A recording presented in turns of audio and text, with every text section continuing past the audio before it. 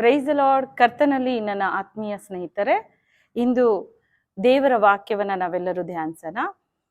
ಜ್ಞಾನೋಕ್ತಿ 18:16 ವಾಕ್ಯದಲ್ಲಿ ಕರ್ತನ ಹೇಳಿದ್ರು, ಕಾಣಿಕೆ ಎಂಬುದು ಒಂದು ಅನುಕೂಲತೆಗೂ ಮತ್ತು ಶ್ರೀಮಂತರ ಸಾನ್ನಿಧ್ಯಕ್ಕೆ ಒಂದು ಪ್ರವೇಶವಾಗುವಂಥದ್ದು. ಈ ದಿನ ದೇವರಿಗೆ ಕಾಣಿಕೆಯನ್ನು ಸಮರ್ಪಿಸಲು ಆಸೆ ಉಳ್ಳಂತ ಪ್ರತಿಯೊಬ್ಬೊಬ್ಬರನ್ನ ಕರ್ತನು ಈ ವಾಗ್ದಾನದಿಂದ ಮಾತಾಡ್ತಾ ಇದ್ದಾರೆ.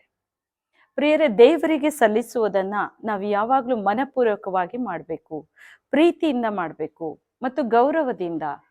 ಅದನ್ನ ನಾವು ಯಾರು ಗೌರವಿಸಿ ಕರ್ತನನ್ನ ಸನ್ಮಾನಿಸ್ತೇವೋ ಅದನ್ನ ಕುರಿತು ದೇವರು ಹೇಳ್ತಾರೆ, ಆತನಿಗೆ ಸಲ್ಲಿಸುವಂತ ಕಾಣಿಕೆಯಲ್ಲಿ ಈಗೋ ನನಗೆ ಸಂತೋಷವಾಗಿ ಕೊಡುವನ ಮೇಲೆ ದೇವರಿಗೆ ಒಂದು ಪ್ರೀತಿ ಉಂಟು ಎಂಬುದಾಗಿ.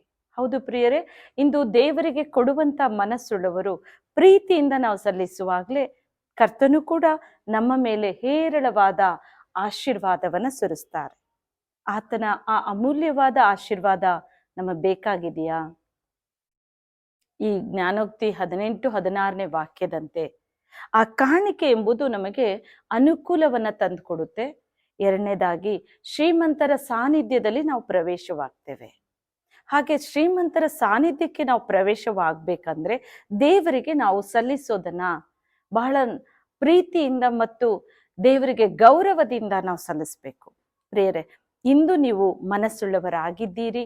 ನಿಜಕ್ಕೂ ದೇವರು ನಿಮ್ಮನ್ನ ಆಶೀರ್ವದಿಸಲು ಇಚ್ಛಿಸ್ತಾ ಇದ್ದಾರೆ. ಕರ್ತನು ಇನ್ನೊಂದು ವಾಗ್ದಾನದಲ್ಲಿ ಹೇಳ್ತಾರೆ, ಒಂದು ಪೂರ್ವವೃತ್ತಾಂತ 29ನೇ ಅಧ್ಯಾಯದಲ್ಲಿ 5ನೇ ವಾಕ್ಯವನ್ನ ನಾವು ನೋಡ್ತೇವೆ. ಅಲ್ಲಿ, ಈ ಹೊತ್ತು ಉದಾರ ಹಸ್ತದಿಂದ ಯೆಹೋವನಿಗೋಸ್ಕರ ಕಾಣಿಕೆಯನ್ನ ಅರ್ಪಿಸುವುದಕ್ಕೆ ಯಾರು ಉಳ್ಳವರಾಗಿದ್ದಾರೆ ಎಂದು ನೆರೆದ ಸಭೆಗೆ ಹೇಳಲು ಇಸ್ರಾಯೇಲ್ ಗೋತ್ರದ ಕುಟುಂಬಗಳ ಪ್ರಧಾನರು, ಸಹಸ್ರಾಧಿಪತಿಗಳು, ಶತಾಧಿಪತಿಗಳು, ಅರಸರು, ಕೆಲಸದವರ ಮುಖ್ಯಸ್ಥರು ದೇವಾಲಯದ ಕೆಲಸಕ್ಕೋಸ್ಕರ ಸ್ವಂತ ಇಚ್ಛೆಯಿಂದ ಅವರು ಬೇಕಾದಂತ ಎಲ್ಲ ಸಹಾಯವನ್ನ ಅವರು ಅಂದ್ರೆ ಆ ಕಾಣಿಕೆಯನ್ನ ಸಮರ್ಪಿಸಿದ್ರು. ನನ್ನ ಆತ್ಮೀಯರೇ, ಇಂದು ನಾವು ಆಲಯವನ್ನ ಕಟ್ಟುವಂತ ಕಾರ್ಯವನ್ನ ಮಾಡ್ತಾ ಇರುವಾಗ ನಿಮ್ಮಲ್ಲಿ ನಾನು ನಮ್ರತೆಯಲ್ಲಿ ನಿಮ್ಮಲ್ಲಿ ಈ ವಾಗ್ದಾನದಿಂದ ನಾನು ಹೇಳಲು ಇಚ್ಛಿಸ್ತೇನೆಂದ್ರೆ, ದೇವರ ಆಲಯವನ್ನ ಯಾರು ಕಟ್ತಾರೆ? ದೇವರ ಆಲಯ ಕಟ್ಟುವವನ ಮೇಲೆ ಕರ್ತನ ಆಶೀರ್ವಾದ ಹೇರಳವಾಗಿರುತ್ತೆ.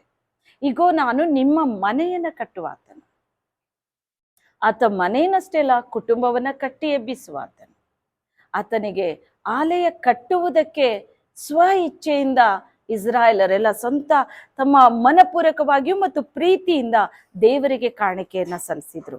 ಆಲಯ ಸೊಲೊಮೋನನು ಕಟ್ಟುವಂತ ಆಲಯಕ್ಕೆ ಅವರು ಎಲ್ಲರೂ ಕೈ ಜೋಡಿಸಿದ್ರು. ನನ್ನ ಸ್ನೇಹಿತರೆ, ಇಂದು ನಾವು ಕೂಡ ಒಂದು ಕಡೂರು ಪ್ರಾಂತ್ಯದಲ್ಲಿ ದೇವರ ಆಲಯವನ್ನ ಕಟ್ತಾ ಇರುವಾಗ ನಿಮ್ಮ ಮನಸ್ಸು ಹೇಗಿದೆ?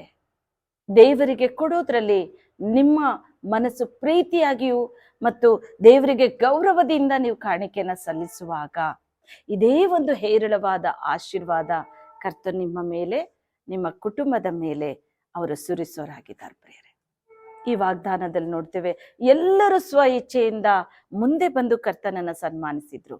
ಸೊಲೊಮೋನನು ಆಲಯವನ್ನ ಕಟ್ಟುವಂತ ಸಂದರ್ಭದಲ್ಲಿ ಇಂದು ದೇವ ಮಕ್ಕಳು ಈ ವಾಕ್ಯಕ್ಕೆ ತಕ್ಕಂತೆ ನಾವೆಲ್ಲರೂ ಕರ್ತನ ಆಲಯ ಕಟ್ಟುವುದಕ್ಕಾಗಿ ಪ್ರೀತಿಯಿಂದ ಮತ್ತು ಗೌರವದಿಂದ ದೇವರಿಗೆ ಕಾಣಿಕೆಯನ್ನು ಸಲ್ಲಿಸೋಣ.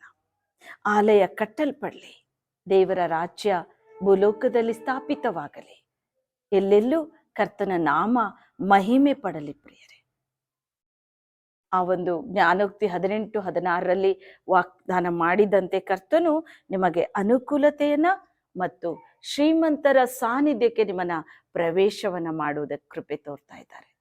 ನಾವು ಪ್ರಾರ್ಥನೆ ಮಾಡೋಣ. ದೇವರು ನಿಮ್ಮ ಮನಪೂರ್ವವಾಗಿ ಕೊಡುವಂತ ಸ್ವ ಇಚ್ಛೆಯನ್ನ ಈ ದಿನ ಅನುಗ್ರಹಿಸಲಿ. ಪ್ರೀತಿಯಿಂದ ಕರ್ತರಿಗೆ ಕಾಣಿಕೆಯನ್ನು ಸಲ್ಲಿಸುವಂತ ಮನಸ್ಸು ನಿಮ್ಮೆಲ್ಲರಿಗೂ ಬರಲಿ.